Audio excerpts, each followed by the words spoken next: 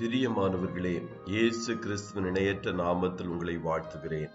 இந்த மன்னாட்டுடைய இந்த டெய்லி பாட்காஸ்டை கேட்கிற உங்கள் ஒவ்வொருவரையும் கர்த்தர் தாமே ஆசீர்வதிப்பாராக.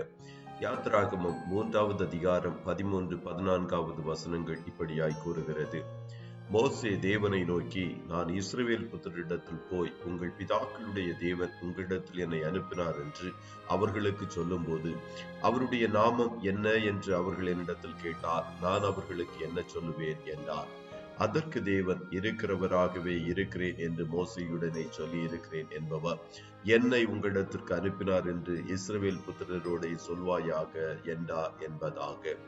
இருக்கிறவராகவே இருக்கிறேன், ஐ ஆம் தட் ஐ ஆம் என்ற தலைப்பின் கீழ் இன்றைய மன்னாவை தியானிக்கப் போகிறோம். இஸ்ரவேல் ஜனங்கள் எகிப்தில் அடிமைகளாய் காணப்பட்ட வேளையில் பார்வோன் அவர்களை அதிகமாய் வேலை வாங்கி அவர்கள் ஜீவனையே கசப்பாக்கினார். இஸ்ரவேல் ஜனங்கள் கர்த்தரை நோக்கி முறையிட்டார்கள். அப்போது கர்த்தர் அவர்களை விடுவிக்கும்படிக்கு சித்தம் கொண்டார். வனாந்தரத்தில் ஆடுகளை மேய்த்து கொண்டிருந்த மோசேயை அந்த பணிக்கு கர்த்தர் தெரிந்து கொண்டார். கர்த்தர் தன்னுடைய பணிகளை செய்வதற்கு உண்மையுள்ள பாத்திரங்களை இன்றும் தேடுகிறார். தேசங்களுக்காக, அதன் குடிகளுக்காக திறப்பிலே நிற்க ஒரு மனிதனை தேடுகிறார். அப்படிப்பட்ட பாத்திரங்களாய் நாம் காணப்படுவது பாக்கியமானது.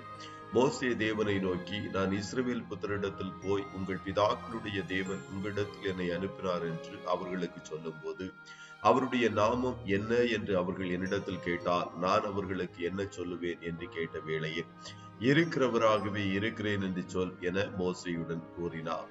நான் நித்தியமாய் நிலைத்திருக்கிறவர், நான் மாறாதவர், நான் எதை செய்ய வேண்டும் என்று நினைக்கிறேனோ அதை செய்வேன் என்பதுதான் அந்த வார்த்தையின் அர்த்தமாய் காணப்படுகிறது.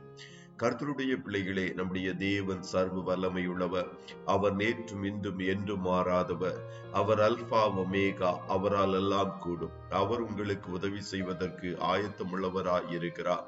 உங்கள் நெருக்கங்கள் எதுவாய் இருந்தாலும் நீங்கள் அவரை நோக்கி கூப்பிடும் போது உங்களை விடுவித்து தப்புவிக்க வல்லவர். தாவீது நெருக்கத்திலிருந்து கர்த்தரை நோக்கி கூப்பிட்ட வேளையில் அவனை கேட்டருளி விசாலத்தில் வைத்தவர் உங்கள் நெருக்கங்களையும் மாற்றி விசாலத்தில் வைத்து உங்களை உயர்த்துவார்.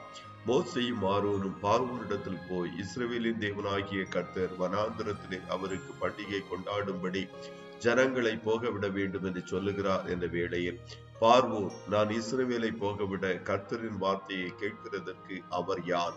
நான் கர்த்தரை அறியேன், நான் இஸ்ரவேலை போக விடுவதில்லை என்றார். அவர் யார் என்று கேட்ட பார்வோனுக்கு தன்னை யார் என்று வெளிப்படுத்துவதற்காகவே 10 வாதைகளை கட்டளையிட்டார். எகிப்தின் தலைச்சன்களை எல்லாம் அடித்து தன் வல்லமையை வெளிப்படுத்தி பலத்த கையோடும் ஓங்கிய புயத்தோடும் அவர்களை விடுவித்தார். கடைசியில் தன்னை யார் என்று கேட்ட பார்வோனையும் அவன் சேனையையும் செங்கடலில் அமிழ்த்தி அவர்கள் மேல் வெற்றி சிறந்து மகிமைப்பட்டார்.